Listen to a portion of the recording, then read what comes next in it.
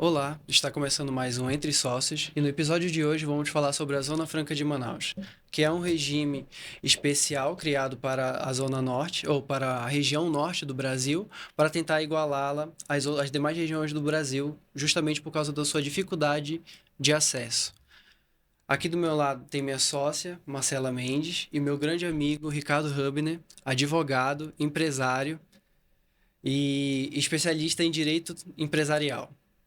Ricardo, por favor, se apresente para o público e nos conte, né, por que advocacia, a questão, a gente vai falar da Zona Franca, né, e tudo mais, e todos os seus benefícios que tem você vir para cá e abrir uma empresa na Zona Franca de Manaus. Bem, meu nome é Ricardo, sou advogado, atuo na área tributária especificamente há mais ou menos 10 anos, né? Comecei desde a época do meu estágio, já na área tributária, depois segui para a advocacia. Hoje tenho meu próprio escritório, né? Comecei a empreender, querendo ou não, apesar de eu assessorar muito empresas e empresários, no final das contas, eu também sou um empresário, afinal, eu tenho folha para pagar, tenho aluguel para administrar, boletos, energia, todas as coisas acabam caindo ali no meu colo. E, especificamente, a minha área principal de atuação dentro da assessoria empresarial é o direito tributário, né? Hoje, o meu escritório é composto por mais dois sócios. Tem o Lucas Salama, que também é da área tributária. Inclusive, recentemente passou no mestrado lá no Michigan, está viajando aí na metade do ano e vai ficar aí um tempinho afastado. Ah, por isso que ele não pôde vir. Isso. Você disse que ele poderia ter vindo, né? Ele acabou que estava terminando de ajustar as últimas coisas, né, na casa dele, também do próprio trabalho, porque ele deve passar mais ou menos um ano e meio fora, trabalhando ainda, mas, claro, num regime um pouco mais leve durante esse primeiro tempo Sim. aí que ele está se situando lá. E também meu outro sócio, o Breno Sestaro, que é da área de licitações, a área empresarial. Pega ali tanto a parte civil quanto a parte licitatória, essas outras questões ali empresariais de uma forma mais abrangente, né? Bem, falando um pouco, né, da trajetória, até porque é uma coisa que eu gosto de falar. Acho que Faz todo parte mundo, do né? processo, né? Faz parte, né? Bem, eu comecei desde a faculdade, né? Desde trabalhando, na verdade, em carteira assinada na época, logo nos meus primeiros anos na faculdade, na área do faturamento de uma empresa. Então, eu já pegava ali a parte fiscal, claro, de uma forma muito ali superficial, mas já estava ali manuseando, né? Depois eu fui para o judiciário, num estágio no Tribunal de Justiça. Aprendi ali um pouquinho sobre tudo, né? Direito civil, direito empresarial. Trabalhei na controladoria do Tribunal de Justiça, então, que era um setor que trabalhava muito com auditoria administrativa interna. E depois disso, comecei um estágio num escritório jurídico para atuar na área tributária. E lá foi quando me deu um estalo. Caramba, é aqui que eu quero ficar. E parece um negócio meio de sangue, assim, porque até meu pai é contador, né? Meu pai é contador, olha. Isso. Não sabia dessa não. Exclusivo, hein? Meu pai é contador. Nunca trabalhou diretamente na contabilidade em si, Sim. direta, mas sim na parte de auditoria. Então, ele fazia parte de auditoria externa. Ele fez parte de algumas contabilidades lá no Rio Grande do Sul e no Nordeste. Até que uma das empresas que ele trabalhava gostou tanto do trabalho dele que chamou ele para ser diretor-geral da empresa. E daí ele acabou entrando na parte mais ali comercial, administrativa e financeira de uma empresa. Mas bem, então parece que é um negócio assim que vem, já era para ser. Me encontrei nessa área, comecei a advogar. Só que daí o que eu vi? Aí, sendo um pouco pensando em mim, eu comecei a captar clientes, buscar novos negócios e eu via, pô, eu acabo pagando muito e deixando meus clientes no escritório, por que eu não assumo isso? Já tinha um caixa reservado, sempre fui um cara muito organizado financeiramente, já tinha um dinheiro para me manter ali se não desse certo durante alguns meses, meti a cara.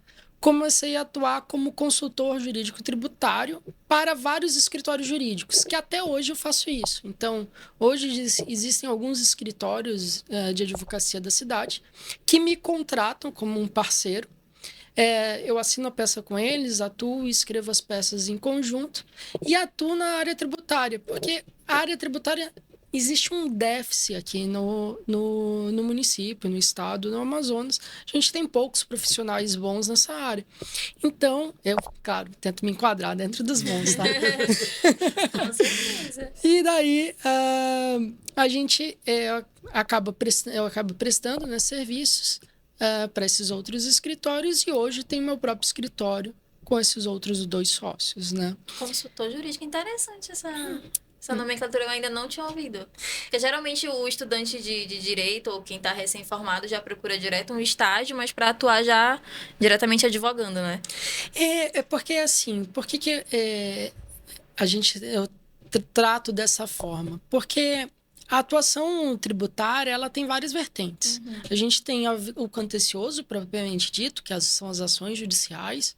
Então, é manusear instrumentos judiciais ali, mandado de segurança, ações declaratórias, para tentar garantir o direito do cliente, ou, eventualmente, uma defesa dos interesses do cliente, por exemplo, um embargo à execução, uma ação de defesa ali, chamada contencioso judicial. Daí nós temos o contencioso administrativo, que essa parte a gente até disputa ali com a contabilidade. A gente tem ali um nicho ali muito próximo com a atuação da própria contabilidade. Então, em algumas causas, a gente acaba atuando ali na parte, analisando a parte jurídica.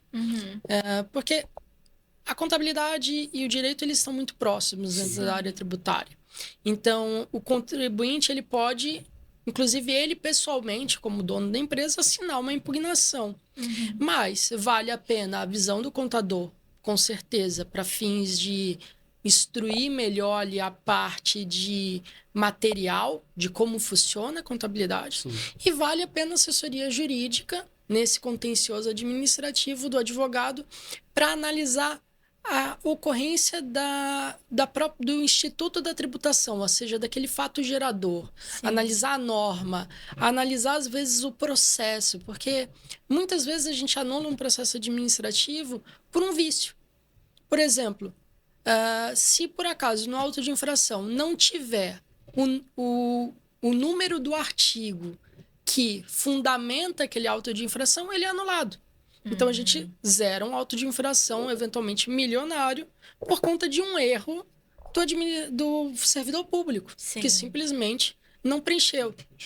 Se o auditor não assinar o auto de infração, tiver um erro ali, pode ser uma causa de nulidade. Então, se não foi aberto o prazo adequado de defesa, se não houve a intimação, teve um caso, inclusive, recente, que eu atuei, que era justamente uma indústria grande que estava encerrando as operações aqui na Zona Franca, ela, durante a pandemia, teve vários problemas, e ela manteve apenas uma filial na região ali do Paraná. E ela encerrou a empresa regularmente. Quando foi emitida a notificação dentro de um processo administrativo fiscal, a notificação saiu para Matriz, que era o único estabelecimento que funcionava. Quando foram entregar a notificação, entregaram para o taxista. Eita! É uma cidade pequena, todo mundo se conhece. E os correios, eu acho que não funcionam direito naquela cidade. E simplesmente quem assina é um taxista, que não tem nenhuma relação com a empresa. Ou seja... Mas ele estava passando lá na frente e deram para ele o documento. Deram para ele para segundo entregarem, né, para a empresa. Só que assim, não pode.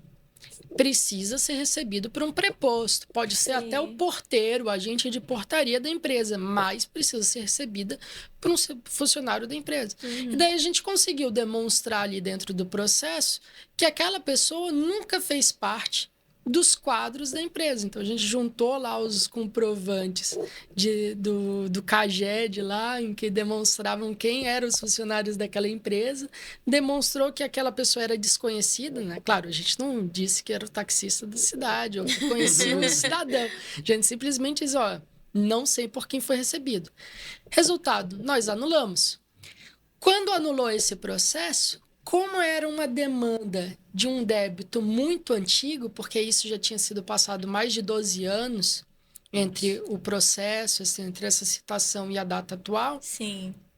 a gente conseguiu uma nulidade, uma anulação completa pela prescrição. Então, como não tinha mais prazo para refazer o auto de infração, caiu-se por terra aquela cobrança e zerou-se a cobrança. Então, ótimo, conseguimos resolver o problema do cliente por uma questão eminentemente processual. Então, a gente tem essa outra vertente da advocacia. E a última vertente é a vertente da consultoria. O que acontece? A gente vive hoje num pandemônio tributário aqui no Brasil. É um negócio de louco. A gente tem muitas normas, muitas regras, muitas coisas que tornam ali o sistema extremamente complexo. Todo dia muda uma regra. E é natural ter dúvida. Eu tenho dúvida. Sim. Mas eu sou pago, né? Pra tentar dizer, olha, eu acho que é isso aqui. Não, claro, fundamentado a gente apresenta, mostra justamente, e às vezes até diz, olha, a justiça diz isso, a Receita Federal diz aquilo, a doutrina, os livros de direito ou de contabilidade dizem isso, e mostra, nós temos essas 3 visões. O risco de você adotar essa é tanto, o risco de adotar essa é tanto, o risco de adotar essa é tanto. As vantagens são essas, essas e essas. Então, a gente demonstra ali de forma mais objetiva possível as possibilidades e riscos, e daí a empresa se reúne, senta e decide, eu quero adotar tal postura. Porque, assim, não existe necessariamente, às vezes, uma resposta 100% certa. Sim. O importante como empresário é você tomar uma decisão consciente. Por exemplo, falando aqui de uma situação jurídica, eminentemente de risco. Se você vai atrasar um tributo, qual tributo você escolhe atrasar? Imposto de renda, ICMS ou verbas previdenciárias? Como, por exemplo, FGTS. O que vocês acham? Com certeza, previdenciárias não. Em hipótese alguma. Esse aí é o que tá no topo para não atrasar. E RPJ depois parcela em trocentas vezes. Isso. Pois é, porque hoje você não recolher a verba trabalhista do FGTS pode ser configurado como uma apropriação em débito, porque Sim. você reteve ali do contribuinte, na verdade, verbas previdenciárias em geral, você reteve do contribuinte, do trabalhador, e não repassou para o fisco. Então, você fez um crime chamado apropriação em débito. Sim. Hoje, o STJ tem um entendimento, inclusive muito dúbio, muito questionável, tá? Que estabelece que o ICMS, por ser um tributo indireto, ou seja, que no final das contas quem paga é o consumidor final, ele também se enquadra na mesma noção de apropriação indébita. Então, hoje, pelo menos, né, a gente fala que o ICMS também não é a melhor opção. Tu só pode pagar 2 desses 3. Paga, então, primeiro, previdenciário, segundo, ICMS. Por último, IR. Porque, assim, cada mês é um mês, a gente está na batalha, empresário, eventualmente faltou o dinheiro para pagar. Isso é uma escolha consciente. Ele sabe que ele precisa pagar, ele vai precisar dar um jeito ali, mas, eventualmente, não deu. O que a gente faz? Essa é uma noção de risco, de escolha consciente como empresário. Tanto pelo fisco quanto pela visão do funcionário, né? Porque antigamente o funcionário ele não tinha tanto acesso como ele tem hoje.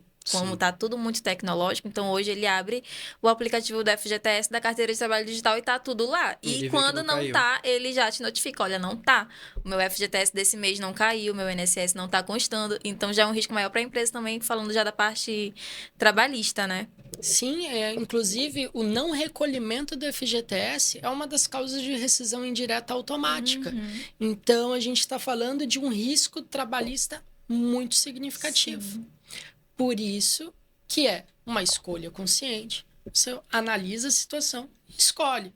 O melhor dos mundos era poder pagar tudo. Né? Claro, Exatamente. a gente luta por isso, né? Sim. Até porque, querendo ou não, o IRPJ que você vai atrasar vai ter juros e multa. Tudo bem que de vez em quando não, quase sempre tem um refis e você consegue isentar uma parte dessas multas e juros. Mas o ideal seria pagar tudo e não ter que pagar essas multas e juros, porque isso é perda. No final do dia é perda para a Sim, empresa. Sim. E hoje a procuradoria ela está muito ágil, então logo o débito é inscrito em dívida ativa, tem acréscimo dos encargos, fora certidão. Então, se você trabalha com licitação, trabalha com poder público, você não pode ficar, né? Tanto que muitas vezes até alguns clientes meus dizem assim, Ricardo, eu até queria discutir essa matéria, mas eu não posso. Tipo, a gente olha ali, tem uma possibilidade de discussão, mas ele diz, não, prefiro parcelar, fazer uma confissão de dívida do que discutir. Sim. Dá para recuperar depois? Dá, eventualmente, né? Dependendo da matéria, é possível recuperar ainda. Mas alguns temas a gente não consegue recuperar depois do parcelamento. Mas, novamente, é uma escolha consciente. Ele sabe que ele prefere a certidão do que o direito real que ele tem. Porque, infelizmente, é a regra do mercado, né? Ele precisa daquilo. Sim, Sim. exatamente. Inclusive, uma dica aqui para quem está começando, né? O que o Ricardo falou, a gente se conheceu numa situação no qual nós estávamos fazendo uma revisão tributária de uma indústria aqui em Manaus. E para quem está começando tanto o escritório jurídico quanto o escritório de contabilidade, é super importante fazer parcerias, porque, como ele acabou de falar, advogados e contadores é praticamente uma parceria sinérgica. Um precisa do outro para algumas situações específicas.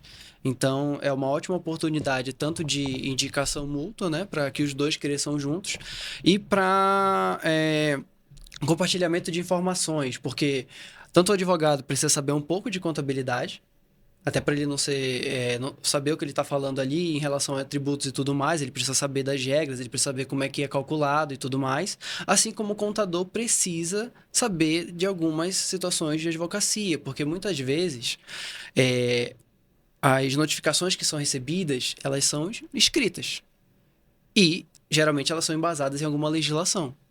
Então, você precisa saber se aquilo está correto ou não, se está faltando alguma falha, se está assinado, se tem alguma possibilidade daquilo não ter validade nenhuma.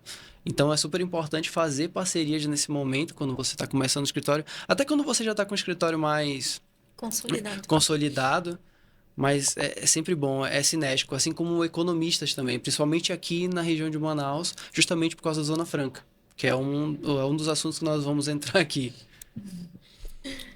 Agora, vamos falar em relação à Zona Franca, porque a gente já falou bastante toda a trajetória, o que foi que aconteceu, como eu abri a empresa, da parceria, como a gente se conheceu, né? Do trabalho que nós já fizemos juntos. Então, vamos falar sobre a questão das dificuldades tanto de informação, né? Para poder entrar aqui, porque não é só você chegar e falar que quer vir para a Zona Franca, que vai abrir uma indústria aqui. Tem alguns passos que você tem que seguir para que você consiga, principalmente os benefícios e o cadastro no nosso Frama, que é quem coordena toda essa parte de tributação, que fiscaliza e que possibilita que isso seja executado. Primeiro a gente tem alguns requisitos específicos, né, para a gente atuar dentro da Zona Franca. Grande parte dos benefícios elas estão limitadas às empresas do lucro real. Consequentemente, obrigatoriamente, na verdade, você como empresário vai precisar de uma contabilidade muito robusta. Não vai poder ser aquela contabilidade apenas ali simples nacional. Né? A gente... Algo simples, algo mais fácil, ou mesmo lucro presumido, que você não tem um controle e uma gestão de despesa tão grande.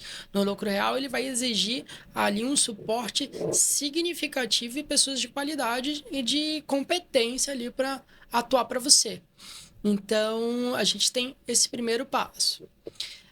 Segundo, aí a gente vai precisar até de uma outra pessoa, que é o economista. Sim. Porque o economista, ele faz algo aqui destinado para a Zona Franca de Manaus chamado de PPB. processo produtivo básico, né? Esse processo produtivo básico, ele estabelece todos os níveis ali de detalhamento do que é necessário, dos insumos até a produção final, daquilo que se você propõe a industrializar dentro da Zona Franca. Isso quando a gente está falando de indústria, que é a principal segmento incentivado aqui dentro da Zona Franca. Não é necessariamente o único, mas é o principal. Daí, quando a gente tem tudo isso montado, a gente diz, eu vou produzir, por exemplo, uma lâmpada LED. Então, eu tenho um insumo X, um insumo Y, um insumo Z. Tal insumo é de origem nacional ou não é, então ele vai estabelecer ali a origem ou se aquele insumo é possível ser encontrado aqui no Brasil ou não é, porque isso pode impactar a tributação.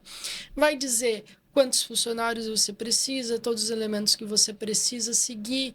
E a partir daí ele vai chegar até o final da produção do seu bem acabado, que é a lâmpada LED. Então, sei lá, vai ter cada um daqueles módulos, vai ter a fitinha LED, vai ter o inox ali, aquele alumínio que reveste ali o LED. Então, vai ter todos aqueles elementos que vão chegar à produção final. Você produz esse PPB e apresenta ele tanto para SUFRAMA, para fins principalmente ali de incentivos federais, e também para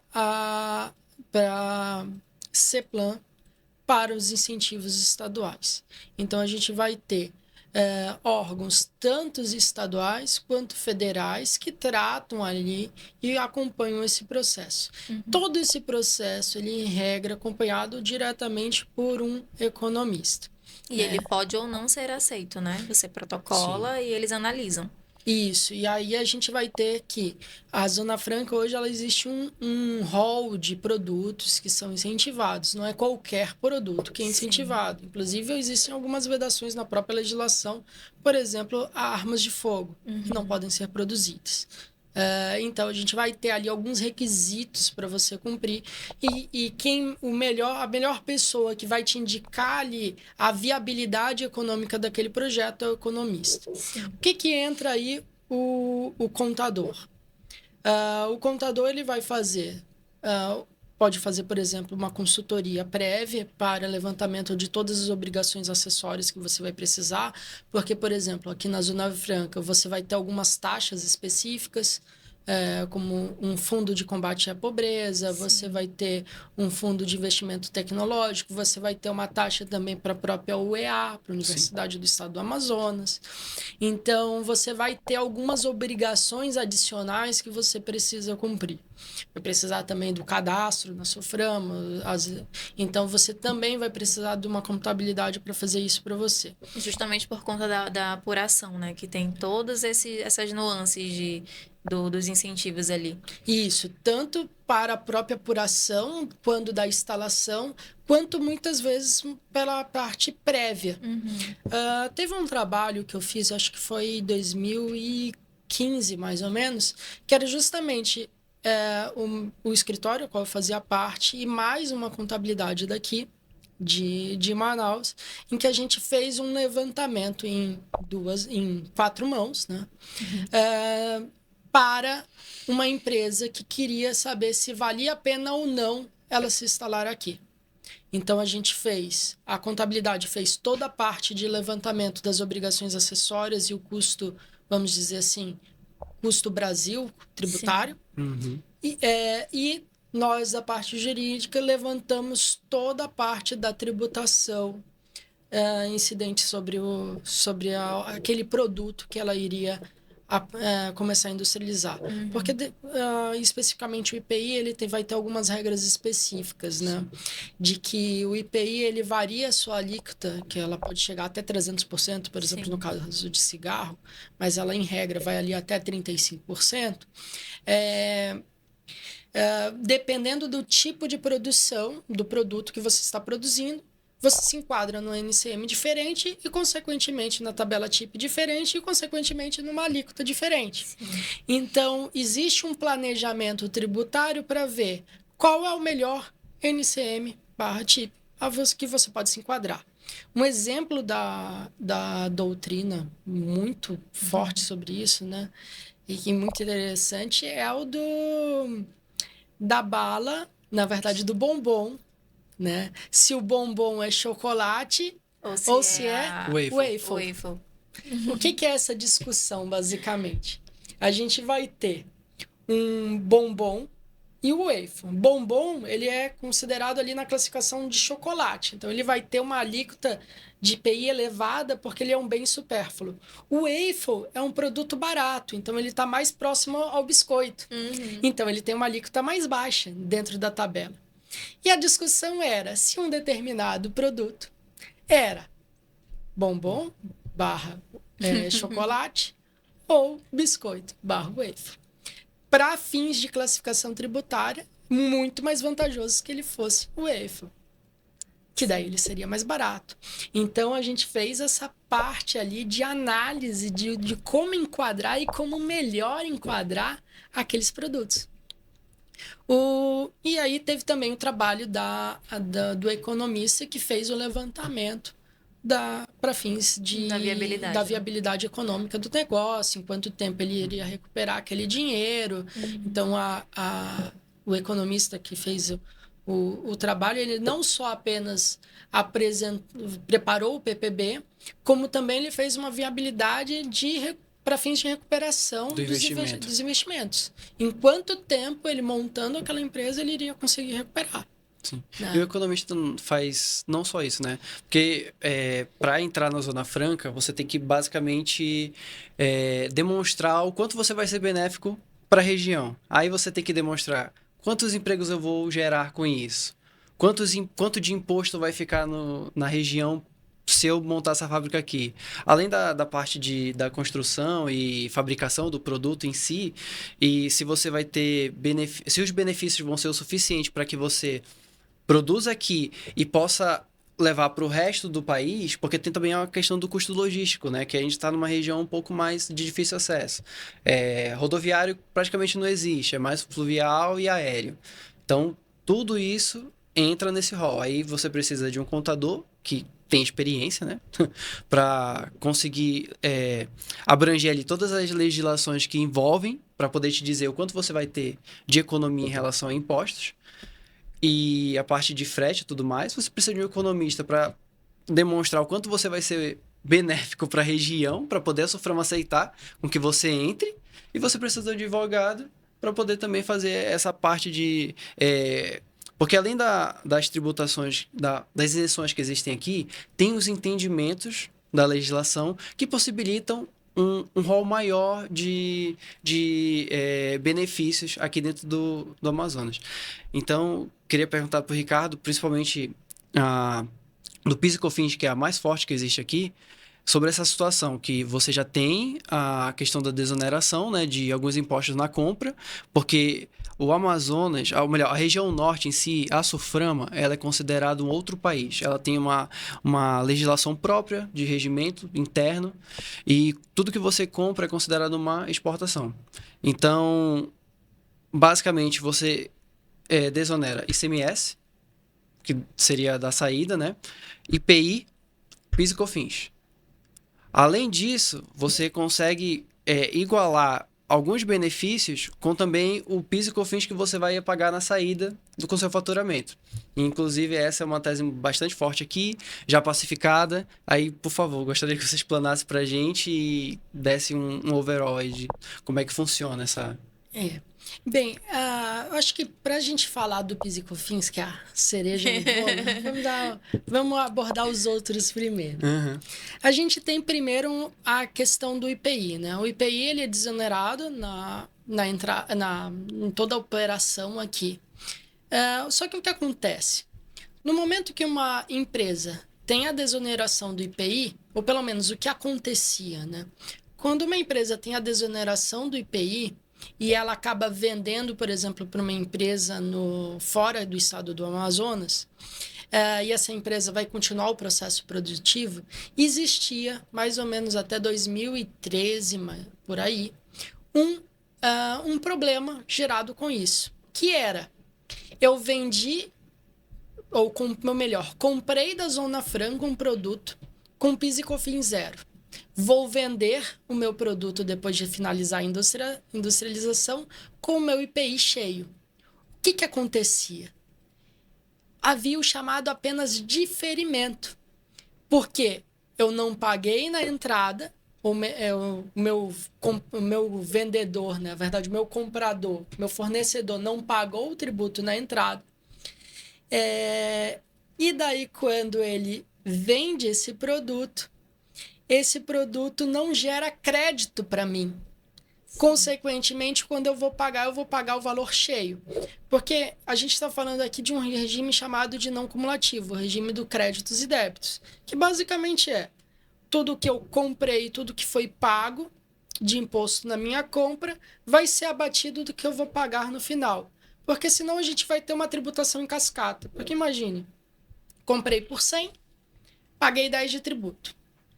Vendi por 200, vou aplicar o mesmo 10%, pagaria mais 20 de imposto. 10 mais 20, a gente está falando de R$30 de tributação. Então, aquela alíquota que era de 10%, na prática, ela chegou a 15%. Isso seria o regime cumulativo. No regime não cumulativo é diferente. Eu vou ter 100 com 10, 200 com 20, pego 20, diminuo com 10 que foi pago na entrada, vou pagar apenas a diferença de mais 10. Nesse momento que eu pago essa diferença de 10, eu estou mantendo a tributação alíquota de 10%. Porque eu paguei 10 de 200 e o meu fornecedor também pagou R$10 anteriormente. O que acontecia no IPI? Basicamente, vendia-se zerado, zerava-se o crédito. E na hora que essa empresa, por exemplo, de São Paulo, ia vender esse produto, ela pagava o valor cheio. Então, todo o benefício que foi dado, na verdade, era um chute na perna do fornecedor da Zona Franca, porque ficava mais caro o produto. Quem queria comprar um produto inacabado da Zona Franca? Ninguém. O produto cheio, tudo bem, porque já não vai ter mais IPI na operação. Mas um produto inacabado, não vale a pena. O judiciário corrigiu, né, através da atuação da advocacia, de vários advogados ingressando com esse processo, até que foi corrigido pelo judiciário. Hoje, a contabilidade consegue fazer essa apuração diretamente, sem precisar da intervenção de um escritório jurídico para garantir esse direito, porque ele é automático. E é isso que acontece. Como a gente tem um sistema tão complexo, isso abre margem para erros da fiscalização. Erros de interpretação propositais ou não da União, dos estados, dos municípios na cobrança de seus impostos e dos seus tributos. E aí a gente tem o caso do PIS e COFINS, que basicamente é uma empresa que vende de fora da Zona Franca para a Zona Franca de Manaus, ela tem o PIS e COFINS zerado. Então, a gente está falando aí de uma economia de 3,65% do faturamento de uma empresa do lucro presumido e 9,65% do faturamento, ou seja, de toda a receita que ela gerou para a Zona Franca de uma empresa do lucro real. Quando ela vende para a Zona Franca, ela zera essa tributação. O problema é que quando a empresa aqui na Zona Franca vende esse tributo para a Zona Franca, a Receita Federal até hoje exige o pagamento dessa contribuição ao PIS e da COFINS. Então, a gente tem essa tributação anti-isonômica, ou seja, que viola a igualdade, porque a gente tem, de um lado, quem está de fora favorecido e quem está de dentro desfavorecido. Para resolver essa questão, foi buscado o judiciário e o judiciário decidiu, de forma reiterada e hoje pacificada, no sentido de que as operações internas de venda de mercadoria para pessoas jurídicas não são tributadas pelas contribuições do PIS e da COFINS. Então, a gente está falando aí de uma economia para quem tem uma empresa aqui na Zona Franca e faz operações internas, ou para outras áreas de livre comércio, de 3,65% no lucro presumido e 9,65% do faturamento para empresas do lucro real. Essa discussão, ela, com o passar do tempo, ela foi ampliada, né? Porque a discussão para pessoa jurídica, venda pessoa jurídica, ela se baseava na própria lei do PIS e COFINS. Hoje já está pacificado ao ponto da Procuradoria da Fazenda Nacional não mais recorrer dessa decisão. Então, hoje um processo demora mais ou menos ali 1 ano e meio para transitar em julgado dessa matéria, ou seja, para ser finalizado, e a empresa conseguir, desde parar de pagar, recuperar os últimos 5 anos de quando ela entrou com essa ação. Essa discussão hoje ela foi ampliada, e hoje, com base em uma interpretação do Decreto-Lei 288 de 67, que é o decreto-lei que regulamenta a Zona Franca de Manaus, estende-se também às vendas para pessoas físicas. Pacificado também hoje. Justiça Federal do Amazonas, todas as varas favoráveis. TRF1, todas as turmas favoráveis, STJ favorável, e STF já se decidiu que não se analisa essa matéria, porque seria uma matéria de competência exclusiva de análise do STJ. Então, casos transitados já em julgado, já tem, então, ou seja, já tem gente aí compensando, recebendo esse dinheiro tranquilamente. E lembrando que nesses 5 anos aí da recuperação é onde o contador entra, né, para fazer as retificações de todas as declarações, porque não é simplesmente também saiu a liminar e vou pegar o dinheiro de volta, né? Então tem que retificar todas as declarações desses últimos 5 anos. A gente vai ter aí 2 momentos diferentes. A gente vai ter o trabalho aí em parceria da contabilidade, que ela é muito importante ela fazer essa análise, essa segregação, porque a gente está falando aqui venda, pessoa jurídica, Zona Franca de Manaus, eventualmente área de livre comércio. Sim. Então, a gente está falando de um objeto extremamente restrito quando o PIS e COFINS é pago sobre a linha do CNPJ completo. Então, imagine que uma empresa tenha 10 filiais. Sim. E só uma delas fica aqui dentro da Zona Franca de Manaus. E só essa vende internamente aqui na Zona Franca de Manaus. Então, a gente está falando que a guia de PIS e COFINS ela é única para os 10 estabelecimentos. Então, a gente vai ter um trabalho do fiscal, da contabilidade significativo de segregar todas essas operações. E que trabalho. Pegar 5 anos para trás da data do ingresso da ação, porque toda ação judicial a gente, quando entra, busca também recuperar os últimos 5 anos. Esse entendimento sobre essa possibilidade também é algo pacificado há centenas aí, né? Centenas não, mas dezenas já de anos, no sentido de que você pode recuperar os últimos 5 anos.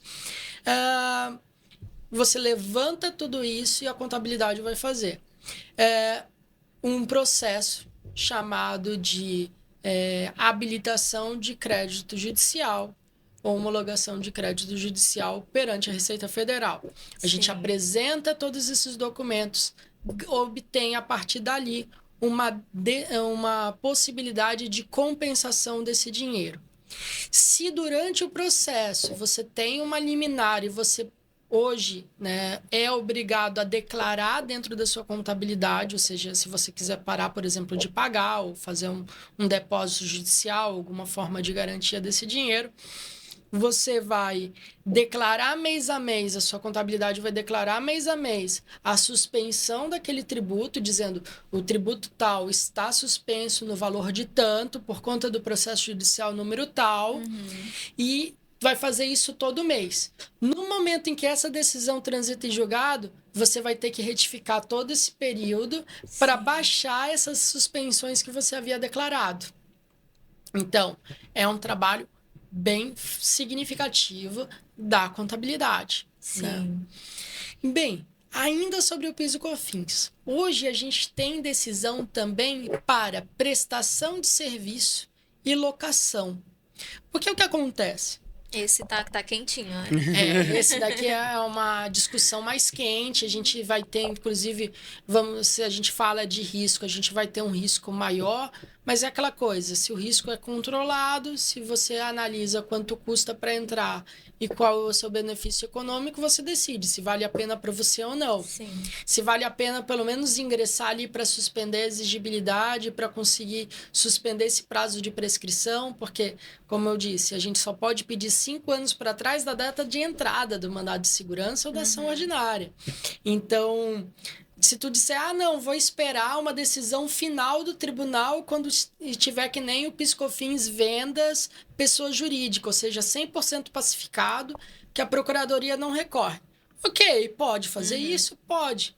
Mas e se o STJ demorar 5 anos para decidir essa matéria? Tu vai entrar com essa ação daqui a 5 anos, em 2028, tu só vai poder recuperar até 2023.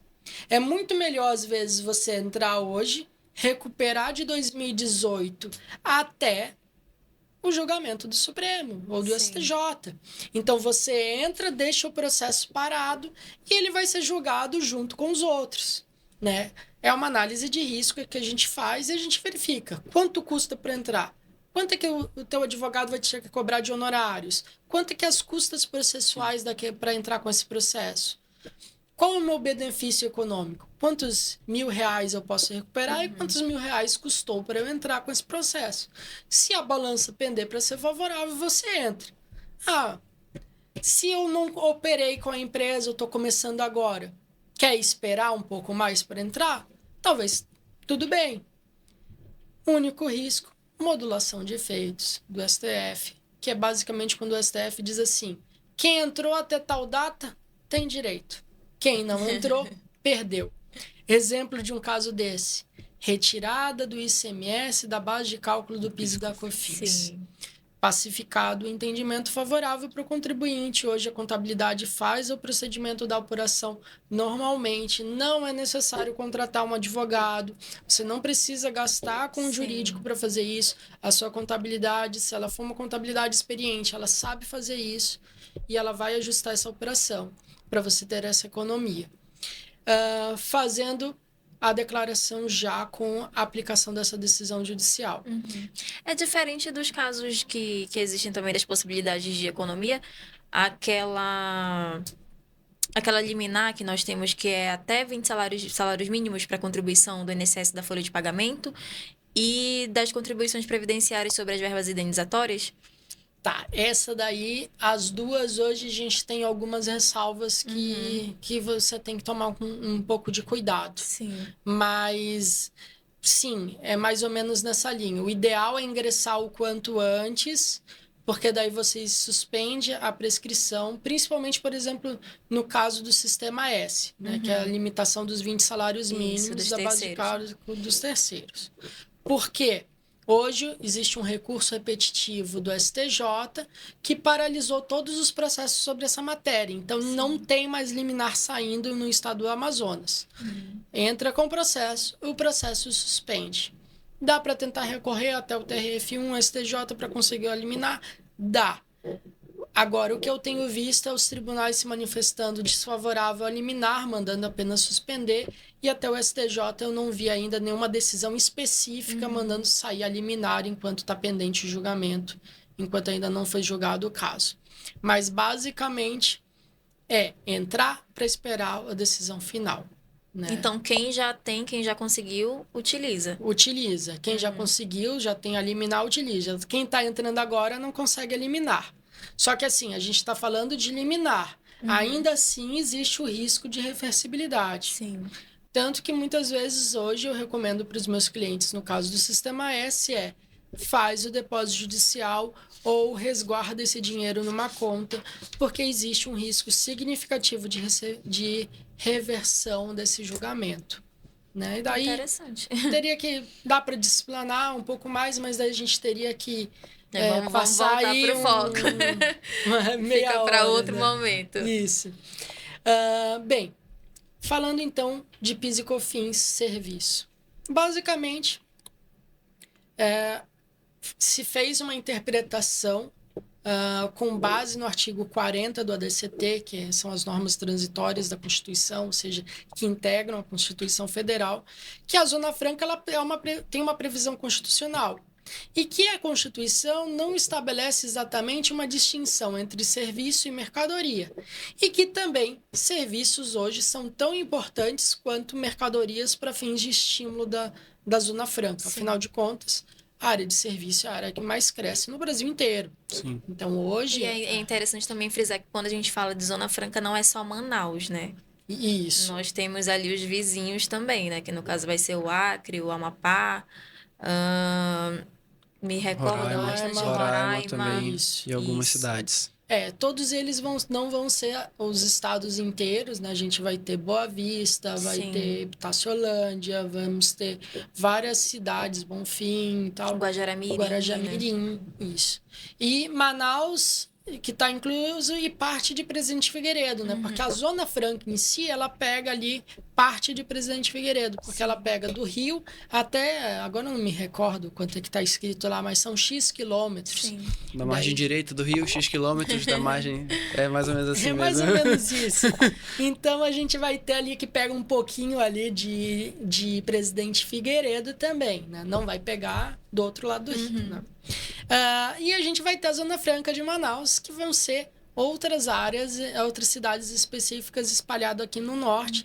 E nós temos também a Amazônia Ocidental, Sim. que daí abarca praticamente os estados completos, então, que vão ter benefícios específicos, tá?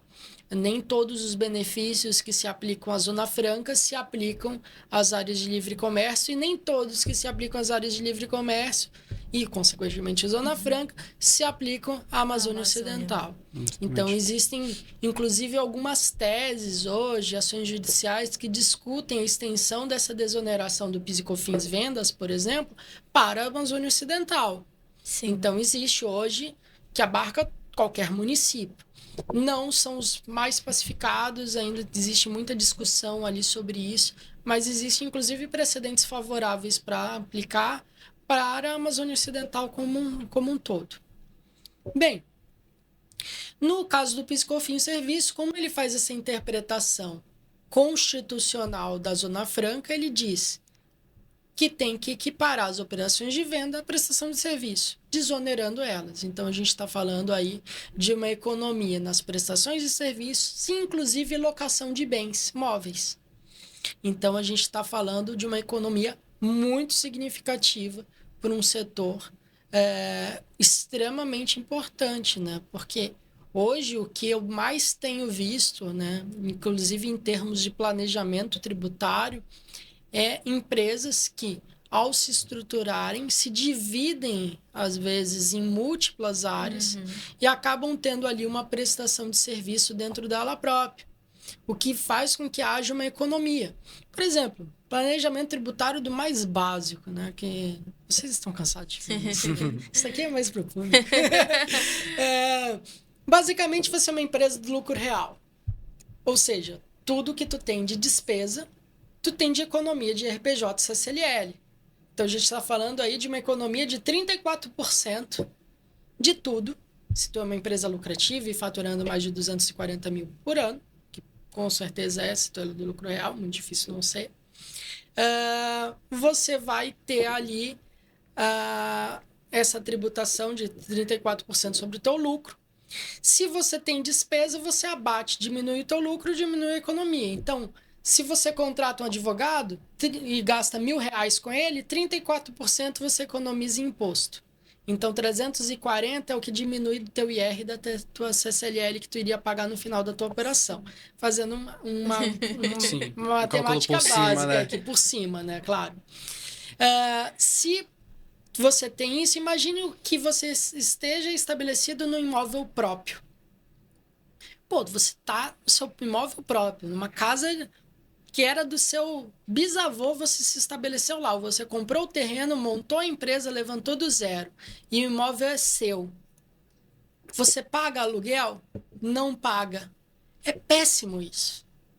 Sai muito mais barato você abrir uma holding ou uma empresa imobiliária, eventualmente pagar ali os impostos de transferência desse imóvel e fazer essa empresa alugar o seu próprio imóvel para sua própria empresa.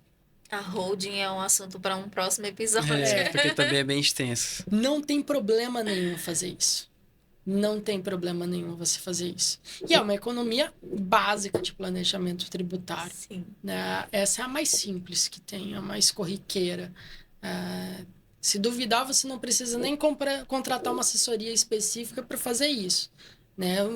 Se uma contabilidade não te sugere fazer isso, você tem que repensar a contabilidade que você está. Porque, isso daí está escrito em qualquer livro, qualquer pessoa que tem uma prática maior em empresas do lucro real sabe que a gente tem que fazer isso para economizar.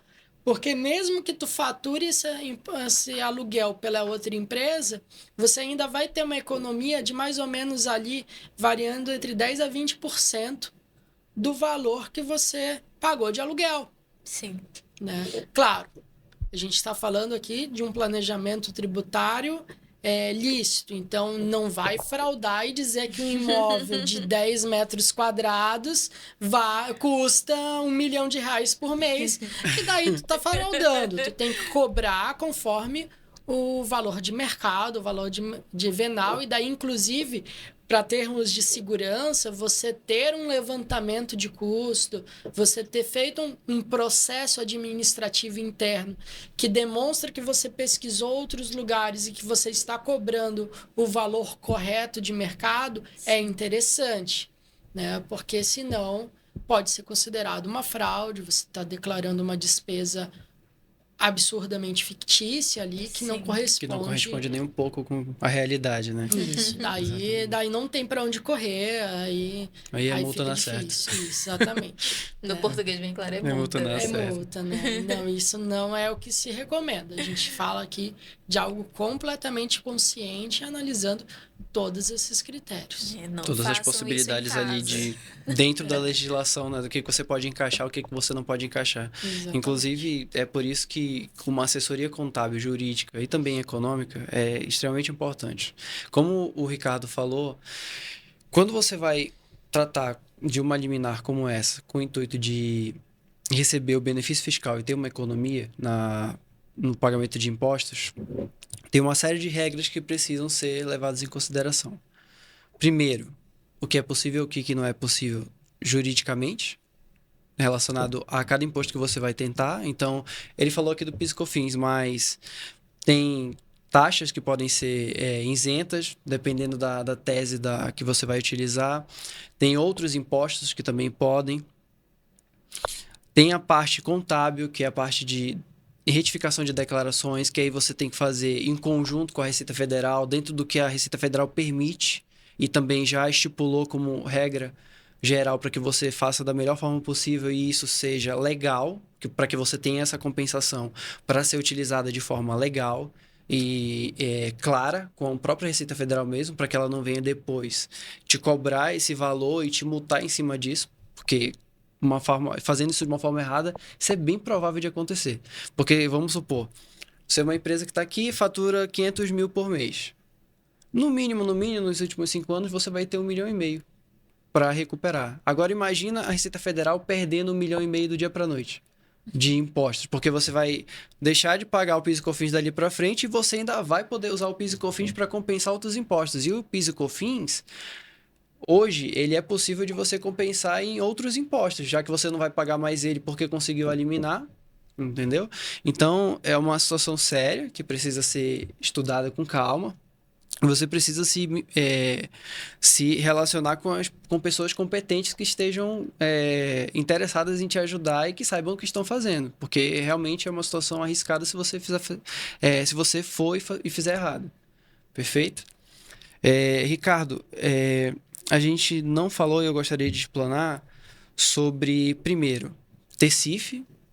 Não é uma situação pacificada que nem PIS e COFINS, mas é uma oportunidade e todo mundo que chega aqui na Zona Franca vai se deparar com a TECIF ou a TS, de alguma forma. E também as dificuldades. A gente não falou das dificuldades de se instalar aqui. Falou mais ou menos de a situação, você De coisa pode vir, você só tem que procurar as pessoas certas, porque você tem que provar que o seu empreendimento aqui vai trazer benefício para a região, que é o intuito da Zona Franca no final do dia, né? Ela foi criada justamente para isso, para poder igualar ali a Zona Norte, a região Norte, na verdade, das demais regiões que têm um pouco mais de facilidade para fazer negócios e tudo mais. Por favor, vamos falar sobre Tecife. Primeiro a gente tratar sobre Tecife, é importante dizer o que significa, né? Taxa de controle de incentivos fiscais. Uma taxa cobrada pela SUFRAMA no momento do internamento de mercadorias. O que é internar? É no momento em que você traz um produto para dentro da Zona Franca. Porque é como se a Zona Franca fosse um outro país. Então você traz uma mercadoria e você tem que quebrar a barreira da Zona Franca e comprovar que essa mercadoria está entrando dentro da Zona Franca para ela ter todos os direitos da Zona Franca. Por que se tem esse controle? Porque no passado, isso era muito mais comum do que hoje, tá? A realização de notas frias com falsa remessa para a Zona Franca. O que as pessoas faziam? Emitir uma nota São Paulo, Zona Franca, São Paulo, fingia ali um processo de operação, conseguia os benefícios fiscais da Zona Franca, mas o caminhão nunca saía do estado de São Paulo. Ele atravessava a rua e ia para outra empresa. Então, você tinha toda a operação fictícia de remessa para a Zona Franca. Hoje é muito mais complicado fazer fraudes dessa natureza por conta dos sistemas estarem hoje todos interligados, serem todos virtuais, né? Mas no passado isso era muito comum. Então, as taxas e esse controle feito pela SUFRAMA, ele serve para isso, para fiscalizar essa operação. A taxa da SUFRAMA, ela nem sempre foi Tecife. A Tecife, ela é recente, né? A gente está falando ali a partir de mais ou menos 2014, 2015, em que ela começou a ser cobrada. Mas, na prática mesmo, a gente tem que antes da Tecife... Só corrigindo, 2018, na verdade, a Tecife começou a ser cobrado, né? Então, a gente tem a taxa da Tecife, que começou a ser cobrada em 2018, aproximadamente 2019. E antes disso, nós tínhamos uma outra taxa chamada de TSA, Taxa de Serviços Administrativos, que abarcava todo o custo da atividade da Tecife, da SUFRAMA, né? Toda a atividade da SUFRAMA era custeada pela TSA. A TSA, a Taxa de Serviço Administrativo da SUFRAMA, ela tinha uma base de cálculo de aproximadamente ali 1% sobre o valor das notas internadas na Zona Franca.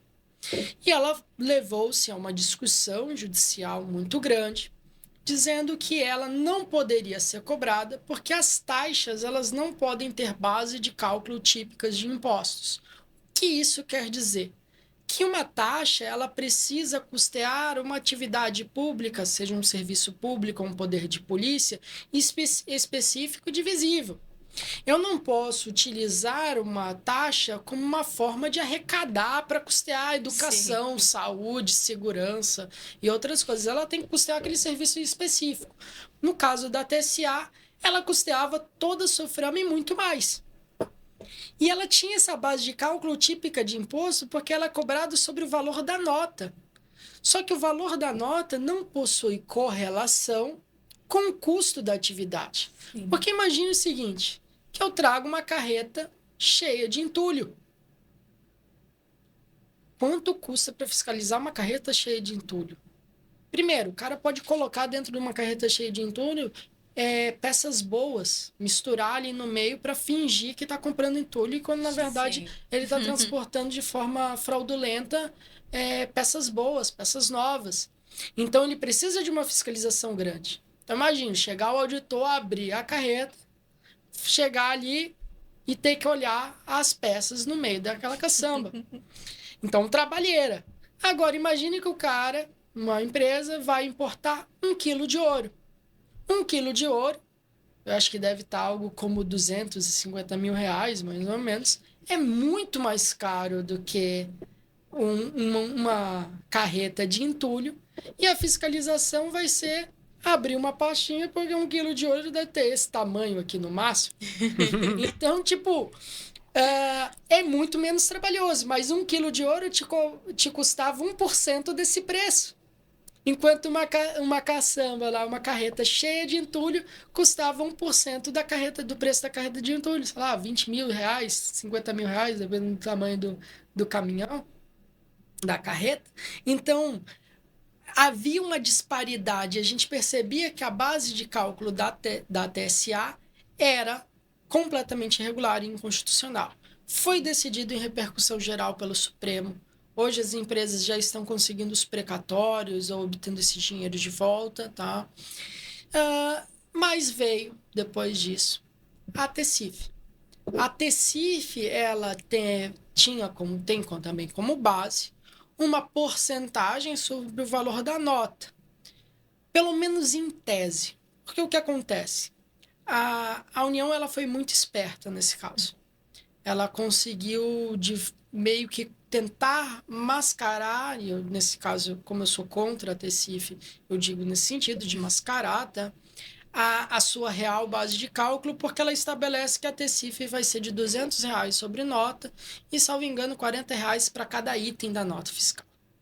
Só que ela diz o seguinte, caso a nota tenha um valor muito baixo, o máximo da TECIF que eu posso cobrar é 1% do valor da nota e 1% por item.